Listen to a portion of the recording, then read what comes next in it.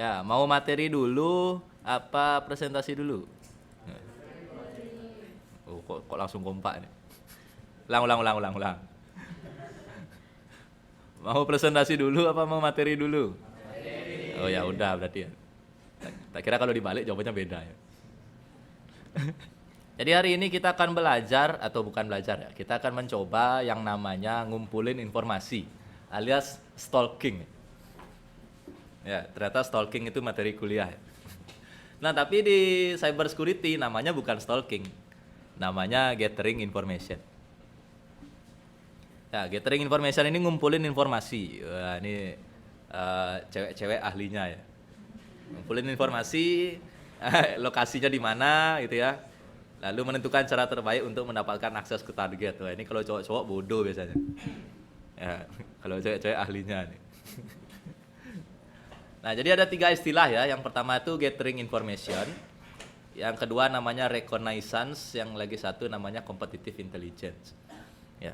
Nah, yang pertama gathering information itu terjemahannya aja ya. Gathering mengumpulkan ya, kumpul ya, gathering information informasi.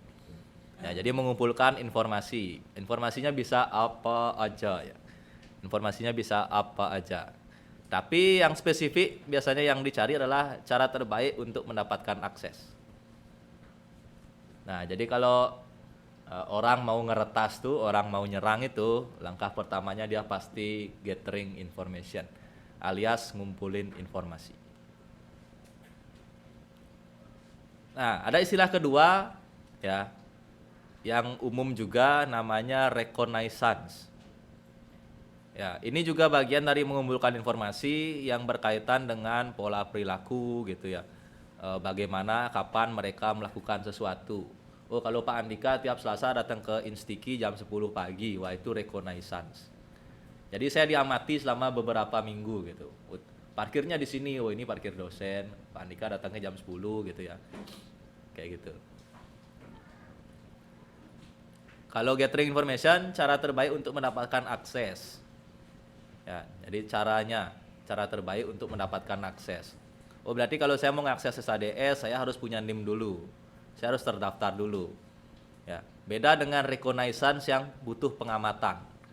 Oh, kalau Pak Andika datangnya tiap hari Selasa jam 10 pagi, pulangnya mungkin jam 5, jam 6. Jadi dia mengamati saya beberapa kali, nah itu reconnaissance. Kalau dia cara terbaik untuk mendapatkan akses, kalau saya mau masuk ke SADS, saya perlu NIM. Ya, kalau saya mau buka siput saya juga perlu NIM, saya mau apa, saya perlu apa, ya, itu berarti dia gathering information, mirip-mirip dikit ya. Nah, yang ketiga masih di pengumpulan informasi, itu namanya competitive intelligence. Ya, stalking yang belajar gimana orang lain atau pesaing memposisikan produk atau layanan mereka. Ya, jadi kalau misalnya penjual sebelah jualan es boba, lalu dia belum jualan es boba, nah, lalu dia pengen tahu masarin es boba itu gimana, satu gelas itu isinya berapa butir, ya, itu competitive intelligence. Ya, jadi dia mencari taktik penjualan atau pemasaran. Nah, itu competitive intelligence. Jadi ada 3 ya. Ada 3 gimana orang stalking di cyber security. Yang pertama ada gathering information, cara terbaik mendapatkan akses. Yang kedua pengamatan, ya, dibengongin gitu ya beberapa hari gitu ya. Dilihatin tiap minggu gitu. Itu reconnaissance. Yang ketiga terkait dengan taktik penjualan, pemasaran, perbandingan produk, ya, promosi produk, posisi produk, layanan, itu namanya competitive intelligence. Jadi mirip-mirip, tapi bisa dibagi 3. Ya, jadi mirip-mirip. Ini baru ngumpulin datanya aja.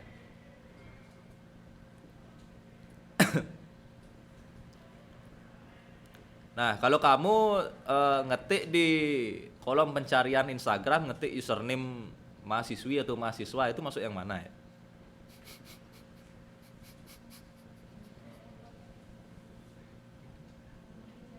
Gathering information kali ya.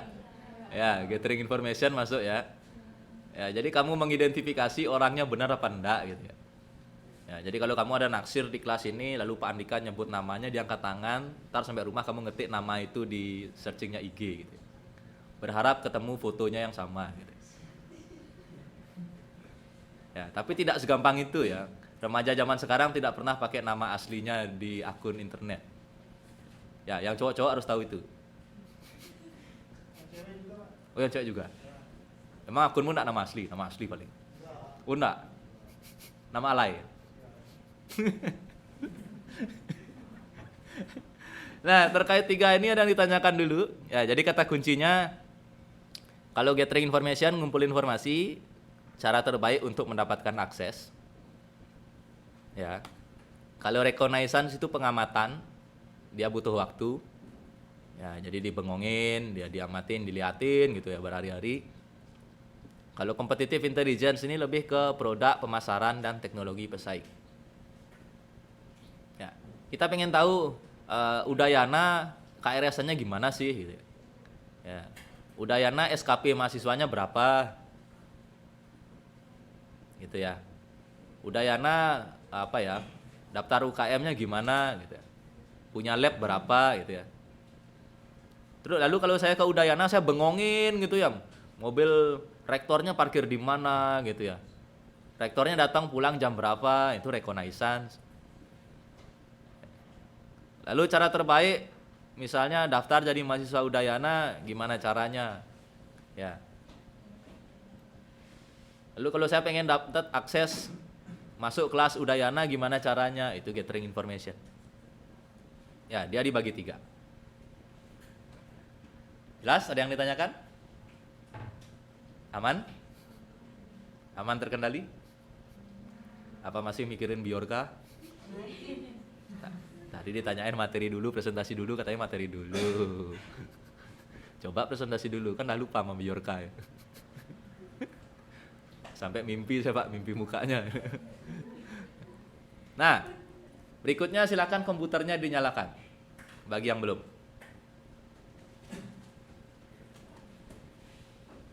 Komputernya dinyalakan bagi yang belum. Saya akan berbagi contoh ngumpulin data. Modal tahu link websitenya aja. Saya akan ngasih kamu contoh, kamu tahu link websitenya aja, kamu tahu nama bosnya. Gampang itu. Ya, udah dinyalain komputernya? Jadi sekarang kita belajar jadi hacker. Modal browser dan internet doang.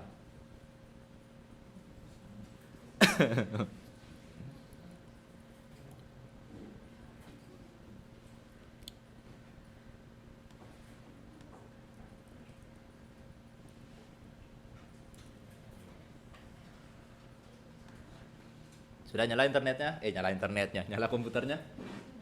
Sudah semua? Nah, sekarang kamu yang pertama buka yaitu spyfu.com. Yang ini, spyfu. Tulisannya spyfu.com nih. Sudah? Ada yang belum? Sudah. Nah, lalu di pencarian ini, di spyfu ini saya akan selalu pakai contoh yang sama ya. Contoh favorit saya adalah indoenergi.com. Ini ya, indoenergi.com. Teman-teman bisa ketik di kolom pencarian itu indoenergi.com, indostripenergy.com. Ya, lalu bisa di search. Semoga enggak berubah ya. Oh, enggak.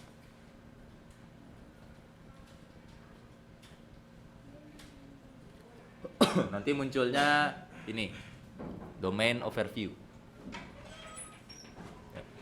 Domain overview.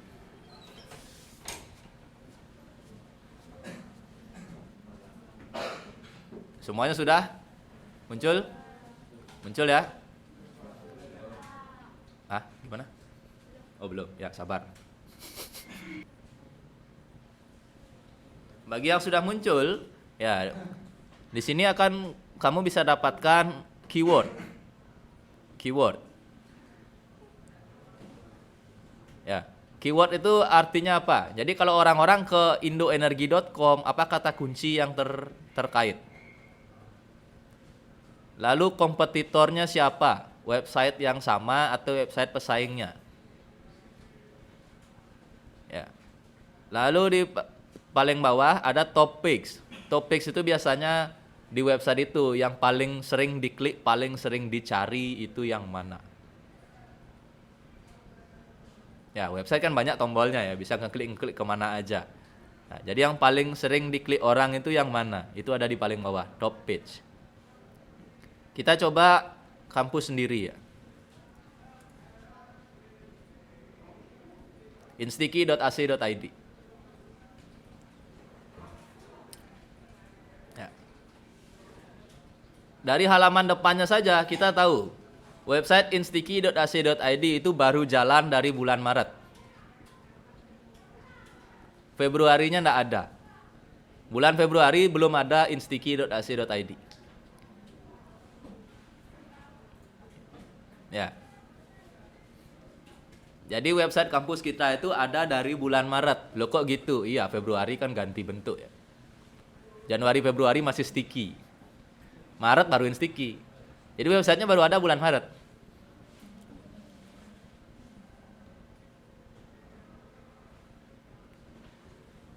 Nah, di bagian keyword kamu bisa lihat.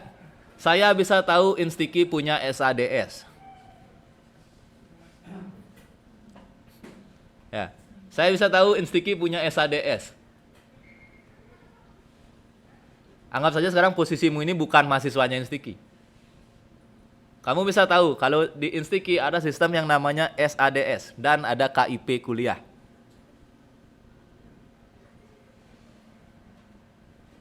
Semuanya bisa lihat di layarnya? Saya. Nah, tuh, topics di bawahnya sudah muncul, sads.instiki.ac.id. Topics, scroll lagi dikit. Ya.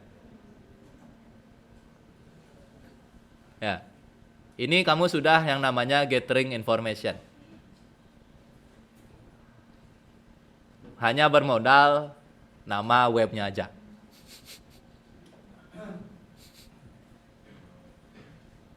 Ya, lalu bisa dilanjutin dengan iseng, ketik aja sads.instiki.ac.id. Kamu sudah dapat portal login akademiknya.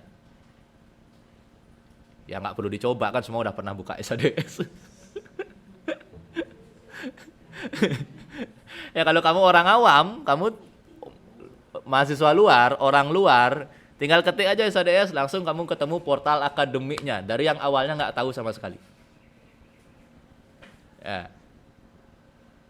Kamu udah dapat portal login akademik SADS. Dan kalau orangnya makin gabut, makin iseng, nyobain angka, ya siapa tahu bisa masuk salah satu NIM mahasiswa. Bermodal instiki.ac.id.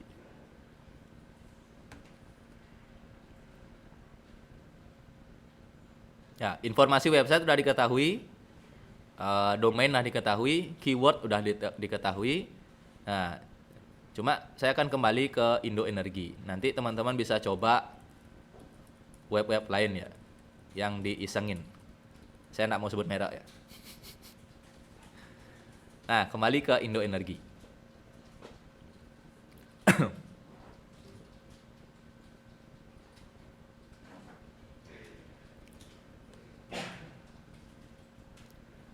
Lalu kita bisa memanfaatkan website yang kedua, itu namanya SecGov. Saya kopas dulu biar lebih gede. Website yang kedua, website yang pertama tadi adalah SpyFu ya. Website yang kedua ini agak panjang dikit.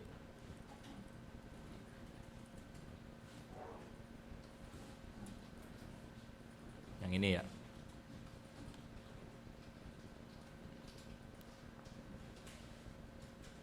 Jadi teman-teman bisa buka itu.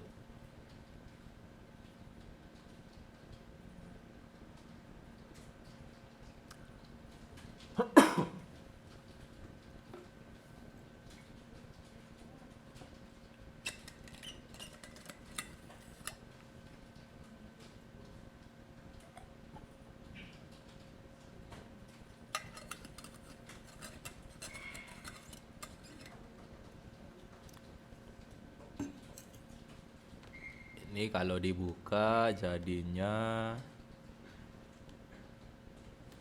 adalah ini ya. Sudah semuanya buka? Sudah belum? Dah. Kita diberikan lagi kolom pencarian. Ya, kita ketemu lagi kolom pencarian. Apa yang kita cari lagi-lagi adalah indoenergi.com. Sorry. Bawahnya ya.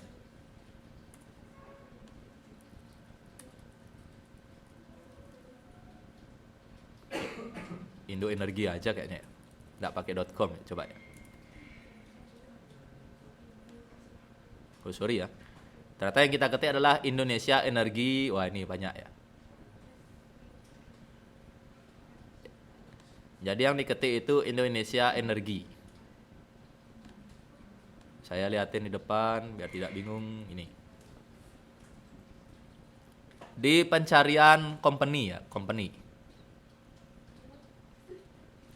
Jadi awalnya muncul cuma satu aja. Mana dia satu tuh?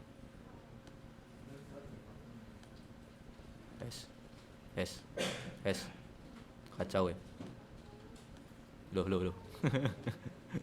bentar. Pencarian saya ngamuk.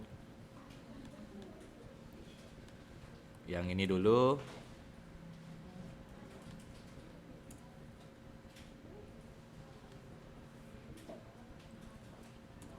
Wah, nggak bisa ya, di limit ya. Ada yang bisa? Bisa ya? Apa munculnya?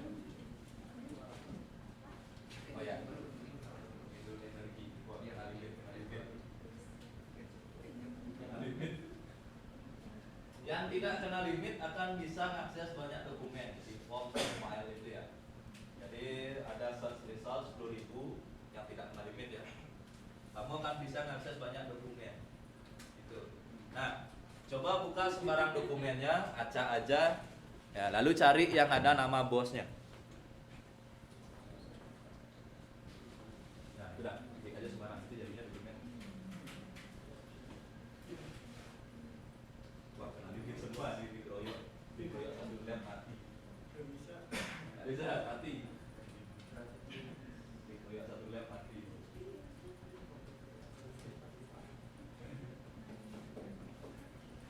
Nggak bisa.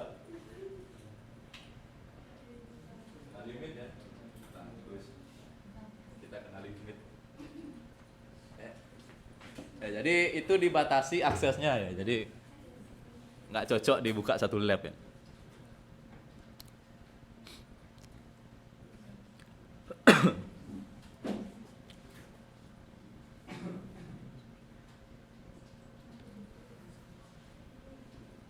Ya, kenapa kita kena limit? Karena kita tidak sign up ya. Di sini disebutkan. Karena kita tidak sign up, kita tidak daftar dulu. Jadi keroyokan dan kita kena limit.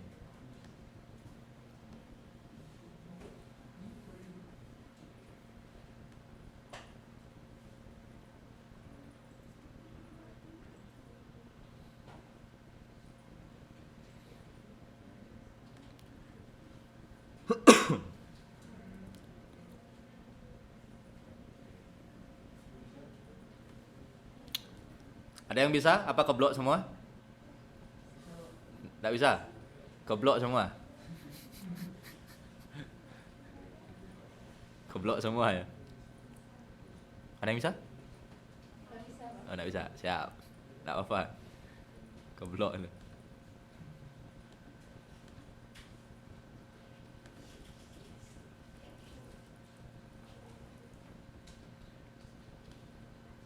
Waduh.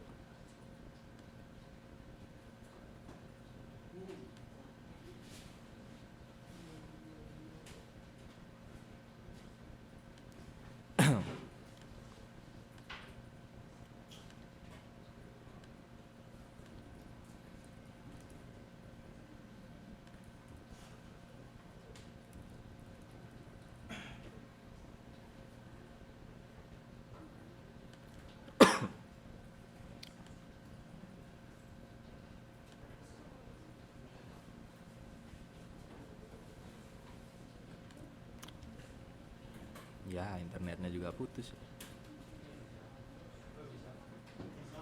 Bisa? Udah bisa? Oh, ada yang bisa, ada yang enggak. Yang bisa coba buka-buka dokumennya. Tugasmu adalah nyari nama bosnya. Ya, yang bisa. Bukan.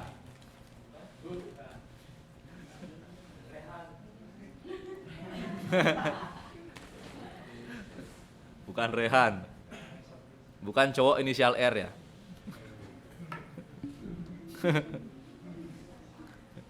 Kalau cowok inisial R biasanya nggak bener ya.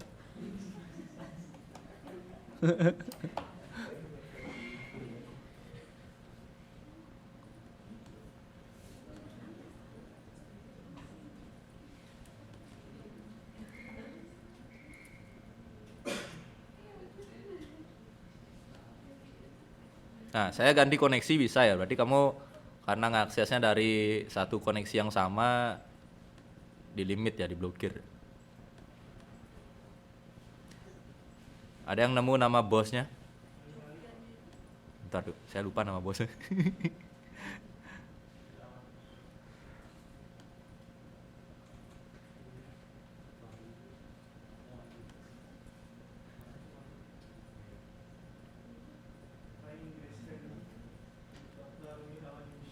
Wirawan Yusuf?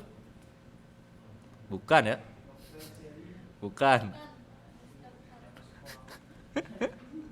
Bentar lu. Dia adalah Nah, nih saya nemu. Ya.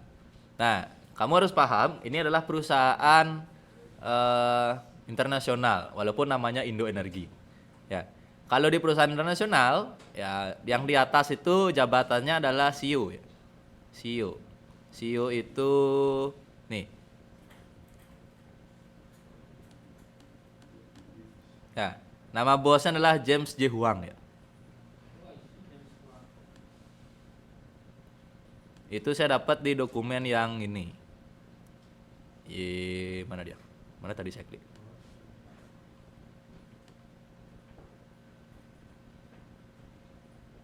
Wirawan Yusuf juga ada ya.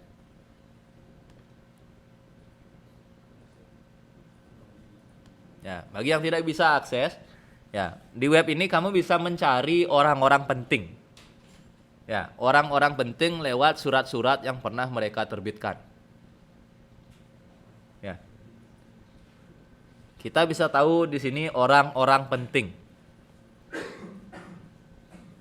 Orang-orang penting yang terkait dengan perusahaan. Ya, dapatnya orang-orang penting. Mana tadi James J. Huang, lupa nih. Wirawan Yusuf, ya kita catat dulu ya. Wirawan Yusuf. Nanti semoga bapaknya nak nonton YouTube saya ya. Terus nggak ada namanya.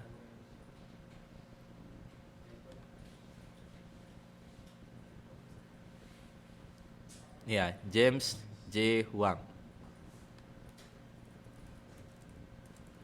Oke, cukup. Kita punya 2 nama. Ya, bagi yang nggak bisa ngakses nggak apa-apa. Ya, kita sudah punya 2 nama. Ya, informasi yang kita dapat adalah ini orang penting dari PT Indo Energi. Selanjutnya kita apain? Santet, Pak. Selanjutnya kita bisa memanfaatkan Yellow Book dari Yahoo. Itu di search yahoo.com. Ini tidak akan limit, aman ini. Ya, website yang ketiga adalah ini. search.yahoo.com.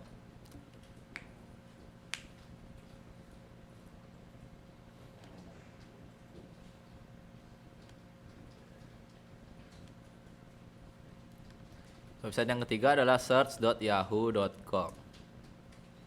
Nah, lagi-lagi kolom pencarian. Ya, lagi-lagi kolom pencarian.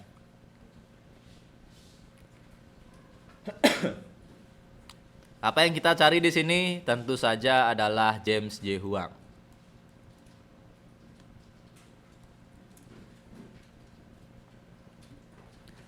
James Huang, lalu klik link yang paling atas.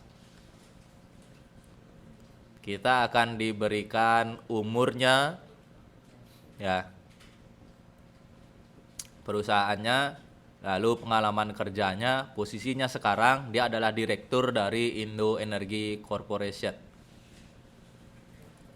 Ya, berarti benar dia adalah bosnya.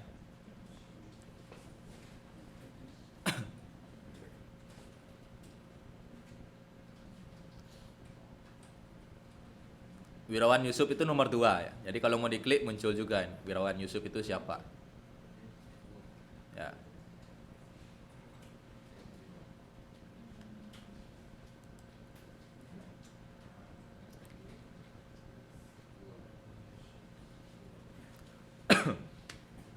Bisa? Ketemu uang.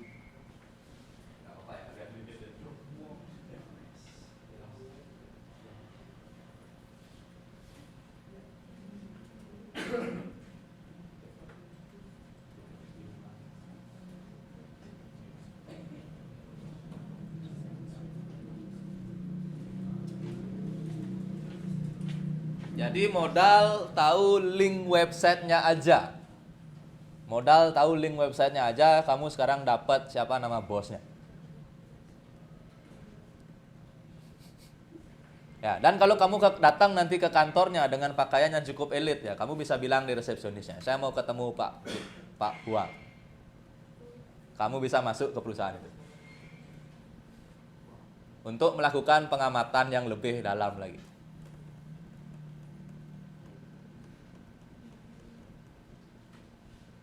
Jadi udah kayak hacker yang di film-film itu.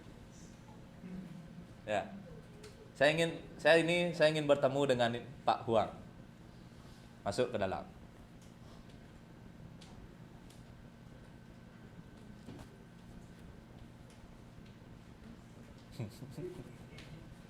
Atau kalau kamu jahil, kamu bisa nelpon orang lain, bilang, halo, saya rekannya James Y. Huang dari PT Indoenergi.com. Ya, kamu sudah setengah 50% dah dipercaya.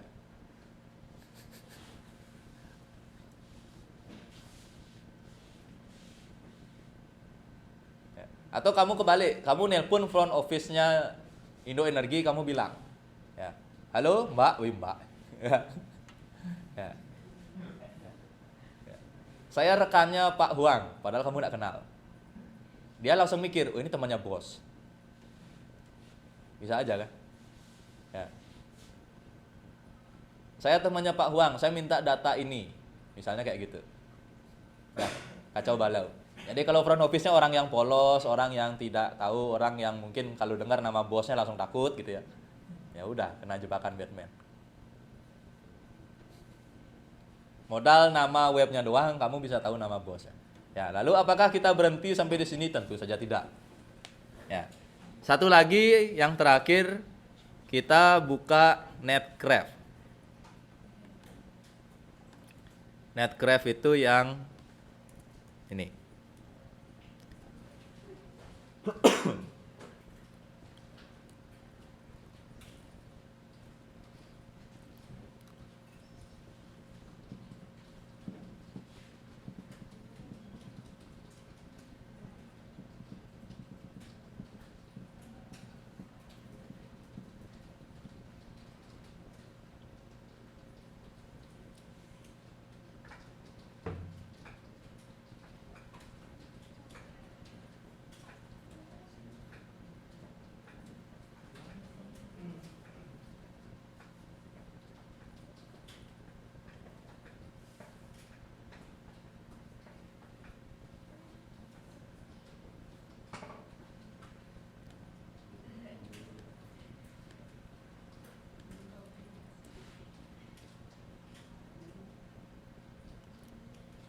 Lagi-lagi kolom pencarian. Ya, lagi-lagi kolom pencarian. Kita akan kembali ke indoenergi.com.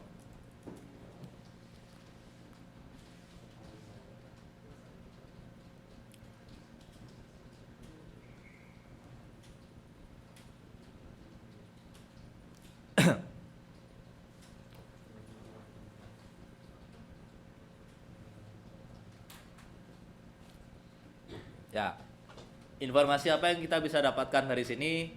Website itu ada dari bulan Mei 2018. Mei 2018 itu ada di sebelah kanan.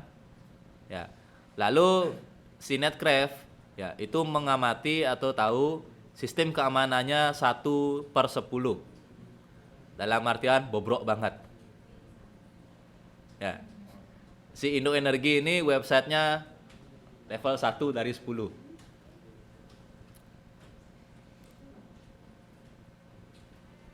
Ya. Lalu dia hosting di mana? Dia hosting di Amerika, di US. Ya, alamat IP-nya kelihatan. Ya, alamat IP-nya kelihatan. Jadi dia berada, servernya ada di US. Ya. Scroll ke bawah lagi, servernya ada di mana? Servernya ada di map ini. Jadi kira-kira di sini si Indo Energi itu.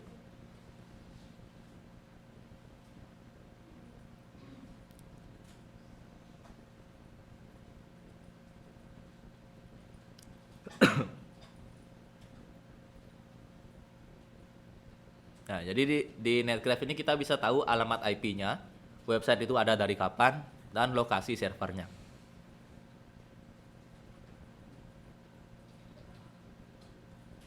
Kita coba kampus sendiri, ada enggak?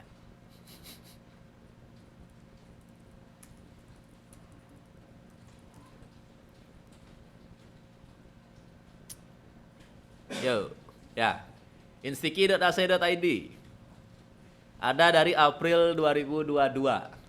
Berarti bulan Maret, Februari pelantikan rektor, April baru punya website. Ya. Websitenya ada di US, alamat IP-nya kelihatan.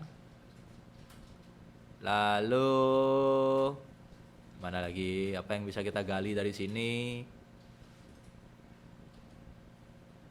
Ternyata, bentar. Tuh benuanya enggak kelihatan. Benuanya enggak kelihatan.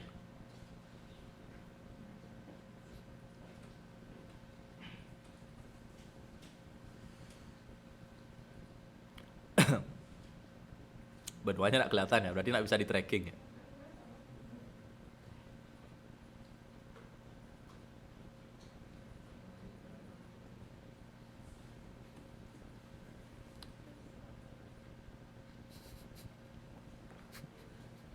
Ya, itu kira-kira orang ngumpulin informasi dan masih banyak lagi di luar sana. Saya ngasih contoh.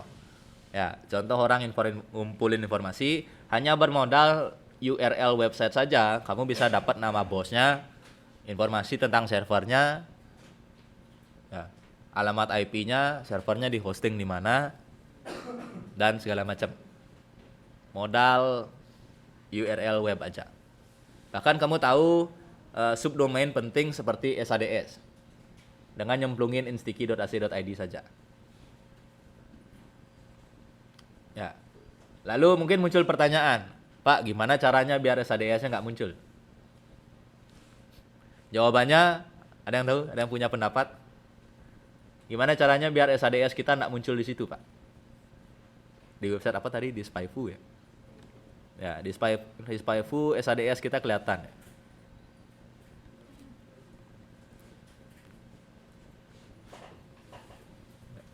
Kenapa SADS muncul di situ? SADS muncul di situ karena paling sering diklik. Ya iyalah, ya.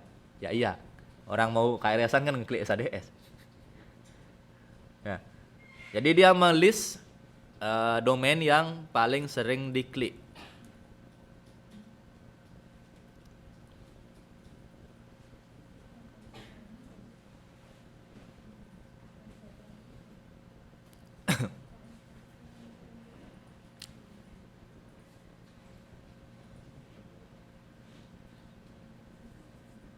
Ya, SADS.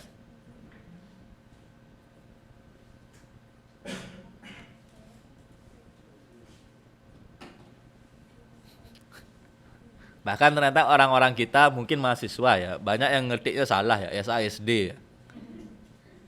SASD login. Ya. SASD. Ada 20% ya, 20% orang ngetiknya atau ngekliknya sasd.instiki.ac.id. Ini tipu, ini jempolnya kepleset. Gimana caranya biar tidak muncul? Ya tanda kutip tidak bisa. Ya, ini risiko main internet. Jadi kalau memutuskan main internet ya siap-siap saja. Karena banyak ada website yang mendata ini, banyak ada website yang kerjaannya adalah mengumpulkan ini, informasi-informasi ini. Ya, jadi kita tidak bisa mengatur itu, SADS lah yang harus kita benahi keamanannya. Gimana caranya biar tidak bisa dijebol, gimana caranya biar orang luar itu pasti tidak bisa masuk ke situ. Ya, bukan SADS-nya yang dihilangkan, tapi SADS-nya yang diperkuat lagi.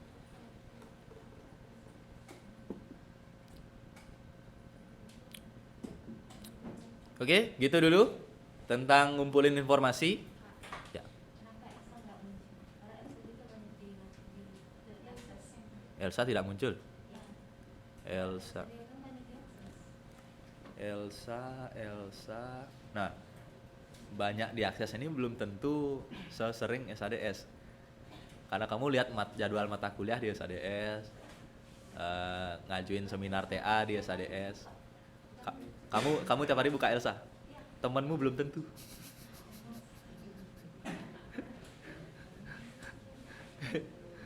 Ya, maksudnya gimana ya?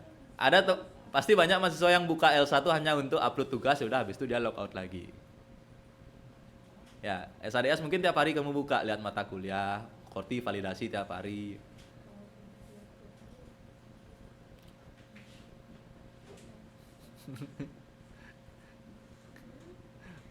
Ya, kita tunggu aja update-nya, siapa tahu nanti Elsa muncul di sini.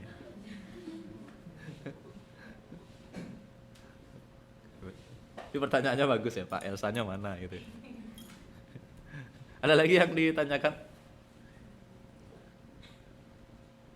Jadi sekarang pertemuan kedua kamu udah bisa kalau dengar website apa aneh-aneh, pengen ngulik-ngulik, pengen kepo, cari tahu, udah tahu caranya.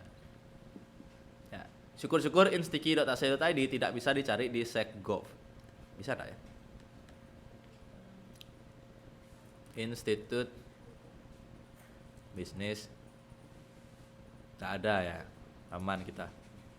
Nah, karena ini website punyanya Amerika ya. Syukur-syukur Asia nggak masuk sini. Ya, kita berikan tepuk tangan dulu untuk temannya. Oke, nanti nextnya kasih tahu saya. Ya, sip. Ayo, silakan. Selamat pagi, Bapak dan teman-teman. Pagi. Perkenalkan, nama saya Yusna Lapina Pinakaya, NIM 20 Di sini saya akan mempresentasikan hasil kerja saya.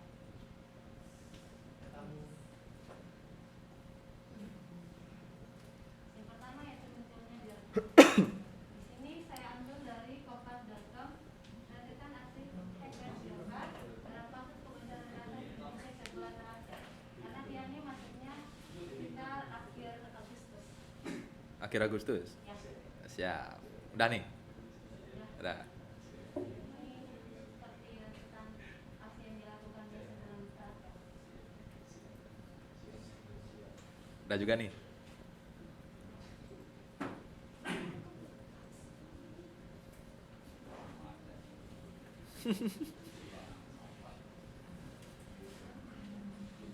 Dijelasin dong, dijelasin. Iya.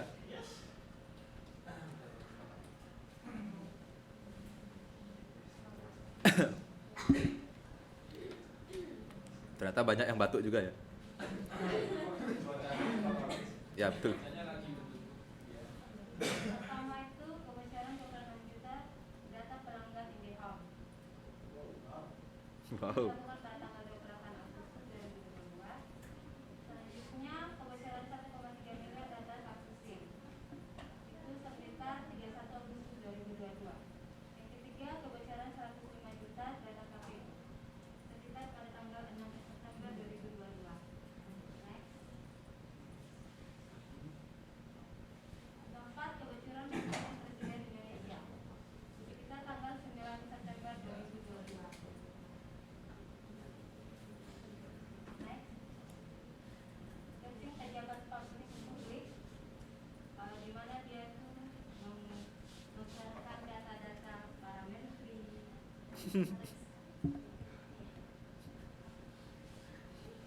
Jadi ada Om Joni, semua udah tahu ya.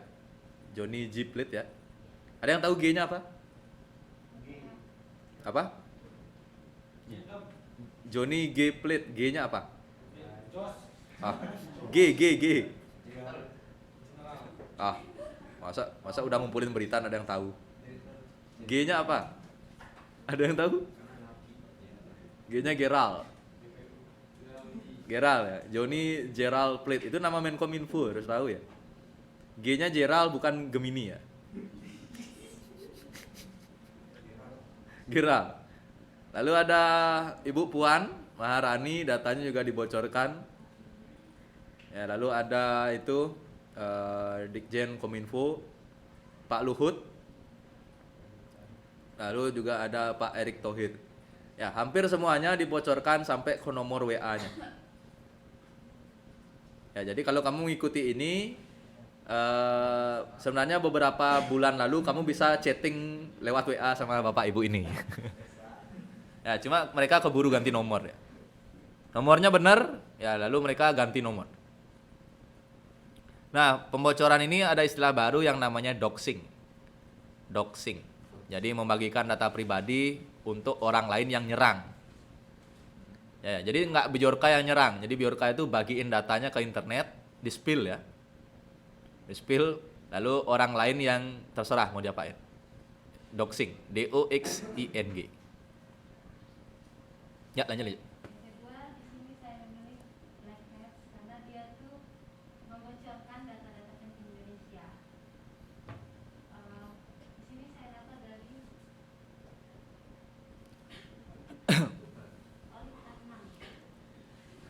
Liputan 6. Ya, Liputan 6.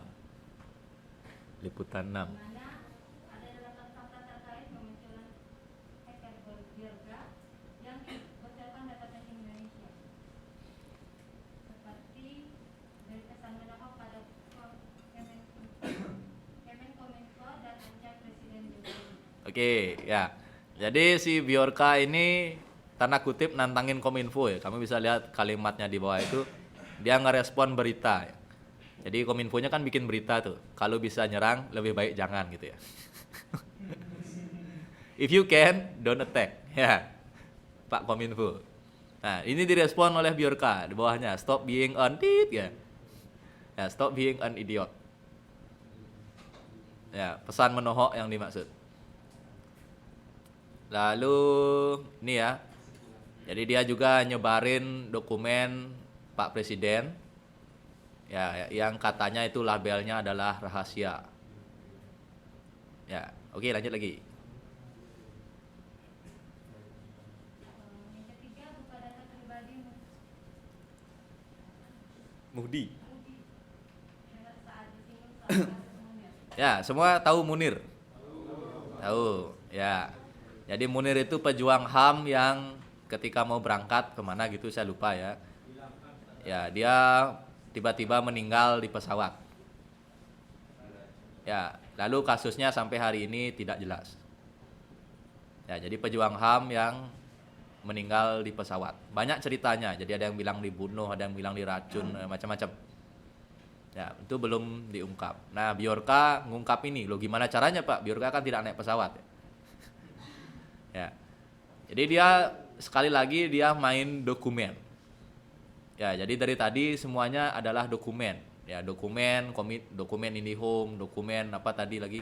Dokumennya Jokowi. Lalu dokumen, semuanya dokumen ya. Bentar. 26 juta belakang IndiHome, dokumen kartu SIM ya, register EKTP, data KPU, semuanya dokumen. Ya, berarti benang merahnya apa? Dia ngobok-ngobok server. Ya, dia ngobok-ngobok server. Kenapa bisa diobok-obok? Ya, kalian tahu sendiri. Pengelolaan server di Indonesia tidak, tanda kutip, tidak becus ya.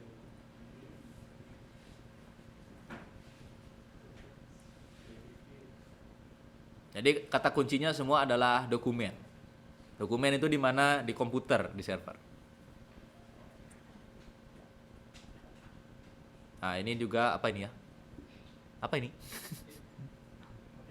Oh, motif Munir. Ya, Munir yang tadi.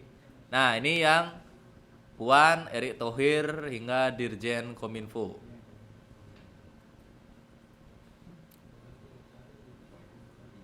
Ya. Ada yang sempat lihat screenshot data pribadinya? Jadi nomor HP, lalu alamat, status vaksin. Ya, itu semua dikeluarkan oleh Bjorka. Ujung-ujungnya datang dari mana? Dari dokumen. Dokumennya dari mana? Dari server. Ujung-ujungnya pasti ke situ. Kenapa dia bisa ngakses server? Ya, karena pengelolaannya tidak bagus di Indonesia. Gitu aja. Simpelnya gitu aja. Pengelolaannya seringkali dianggap sepele, dianggap remeh. Nomor 3, maaf saya berisik. Saya memilih confident, di mana Oh. dia tuh mencuri data atau informasi yang Ya, jadi aspek yang dituju oleh Bjorka adalah confidentiality. Ya, berkaitan dengan kerahasiaan. Kerahasiaan. Nomor SIM. Ya, bahkan dia memberikan sampelnya. Ya, ada 20.000 data ya, 20.000 atau berapa ya? Kartu SIM. Ini datangnya dari registrasi.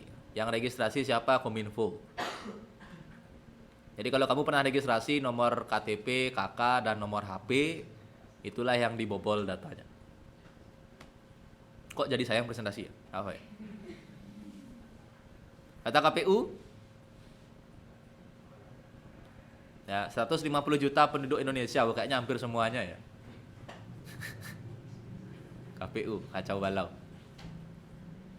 Presiden,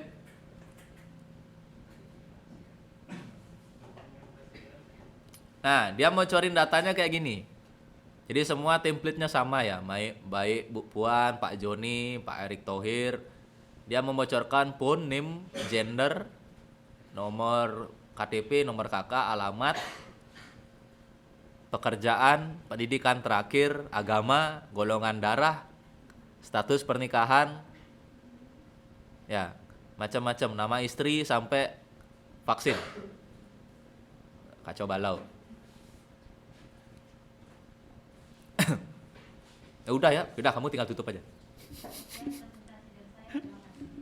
Oke, buat tangan dulu untuk temannya. Siap. Nah, poin pentingnya adalah, ya poin pentingnya menurut siapa tadi namanya? Menurut Yurisnawati, ya si Bjorka ini adalah black hats dan menyisik aspek confidentiality. Ya, ada yang punya pendapat yang berbeda.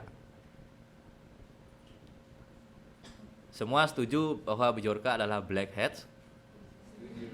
Masa? Kalau white sih udah nggak mungkin ya. Karena dia kan tidak kerja sama ya. Jadi dia tidak sah, tidak dapat izin, tidak ada kontrak dengan pemerintah Indonesia. Sehingga dia bukan white. Nggak ada yang punya pendapat bahwa Bjorka adalah grey hats. Ada yang punya pendapat kalau Bjorka adalah grey hats. Masa semuanya black? Grey hats. Nggak ada. Ini Pak Arja tanya Pak. Tadi kamu bilang grey hair. Katanya Pak Adi aku ada. Pak Adi lo kamu bilang grey hair. Yang black hat berapa orang? Coba angkat tangan. Ini Arja. Coba angkat tangan yang percaya black hat. Coba berapa orang yang black yang tinggi yang tinggi. Ini enggak black. Satu di situ, di sini empat. Ini bertiga tak? Nah, ini grey Pak. Di grey juga. Itu grey. Nah,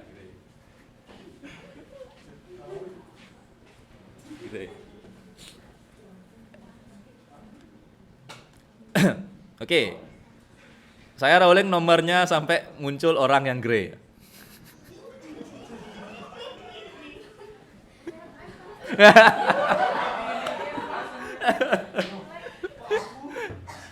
Yang grey udah ditandai ya, satu di sini. Oh black. Itu grey. Itu grey. Ini grey, ya udah. Udah colek pamor ya, udah tertandai. Bui batuk. 20? 20 siapa? Aja. Kipas. 22, 21, 20. Pas grey ya. Nggak perlu bawa presentasinya, sebutkan aja kenapa kamu menyebut Bjorka adalah grey, itu aja. Karena di Twitternya itu dia menyebutkan untuk kenaikan BBM itu dia berpartisipasi untuk melakukan karena kenaikan BBM sama dalam kasus kematiannya benar Pak.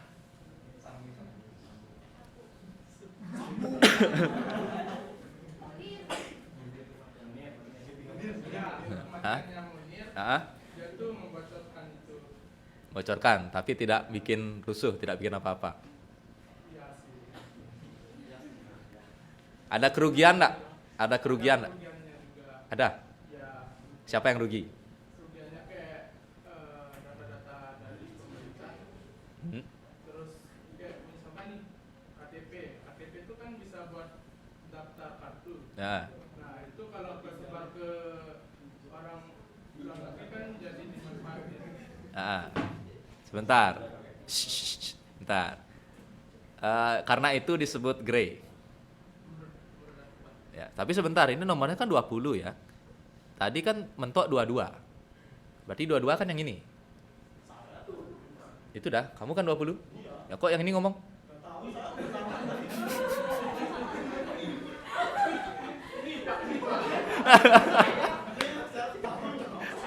Yang dapat nomor 20, yang ngomong kok 21.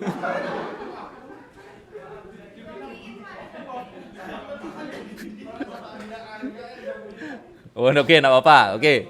Yang 21 udah ya. Jadi 21 dapat bocor data. Nah, lalu dia menyimpulkan itu grey. Ya udah, kamu sekarang yang beneran 20. Yang beneran 20. Kenapa grey? Ya, kenapa grey? Karena dia tuh meretas tanpa ini Pak.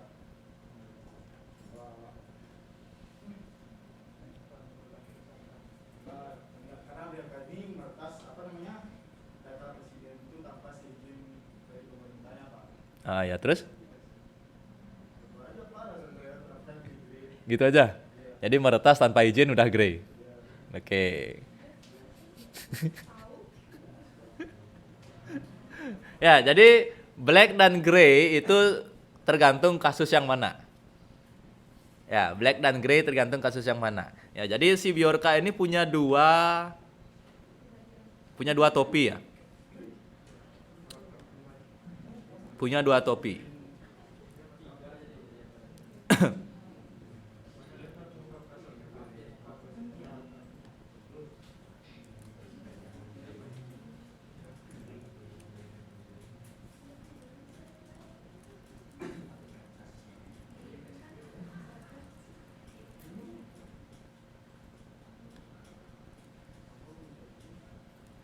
Ya, jadi ketika dia membocorkan data lalu memberikan sampelnya, itu black. Ya, jadi dia membocorkan data SIM card lalu memberikan secara gratis 20.000 data penduduk. Penduduknya rugi. Ya, ada kerugian, itu black. Membagikan. Kata kuncinya ada di membagikan sampel. Ya, jadi ketika dia melakukan kebocoran data lalu dia membagikannya secara gratis cuma-cuma, itu black. Karena masyarakatnya rugi. Tapi ketika dia hanya tidak membagikan, mengaku telah mendapatkan dokumen, tidak dibagikan, ini adalah grey.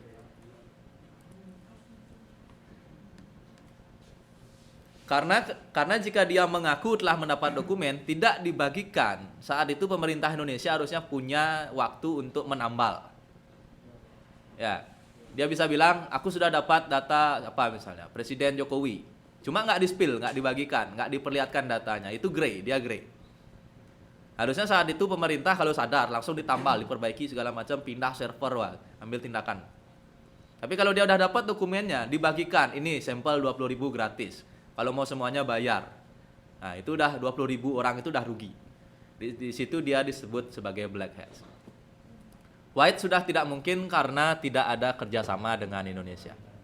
Ya, tidak ada kerjasama. Jadi seorang peretas itu tidak harus atau tidak hanya pakai satu topi ketika dia menjalankan aksinya. Kita bisa kelompokkan dia jadi black atau jadi grey atau jadi white. Ya, terlepas itu datanya adalah data IndiHome, data KPU, data menteri, data presiden. Kuncinya adalah apakah itu dibagikan. Karena ketika dibagikan itulah dia membuat kerugian. Ya. Jadi saya cukup mengikuti. Ya, jadi Om Joni itu sampai ganti nomor WA. Karena semua banyak yang spam rakyat Indonesia. Ya, diisengin. Di telepon, di chat ya. Centang 2 masuk chatnya di screenshot, lagi dibikinin story, status, tweet segala macam. Ya, jadi begitulah peretas. Kadang bukan dia yang nakal, dia tahu rakyat Indonesia kalau dikasih ini seneng. Ya, itu doxing. Ya, rakyat Indonesia yang jadi hackernya. Dia hanya fasilitasi aja, kasih jembatan aja. Kata kuncinya apakah dia dirugikan atau tidak, itu grey ya, grey dan black. Nah, dalam kasus ini ruginya adalah ketika dibagikan, sampelnya dibagikan. Oke, saya rasa cukup. Ada yang mau presentasi tanpa di rolling? Biar nggak rugi saya bikin Pak, udah banyak ini. Nggak ya? Kurtinya.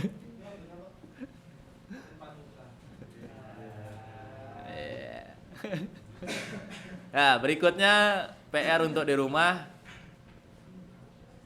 Ulangi kegiatan yang tadi.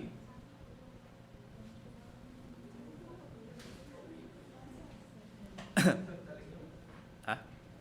Oh, linknya nih.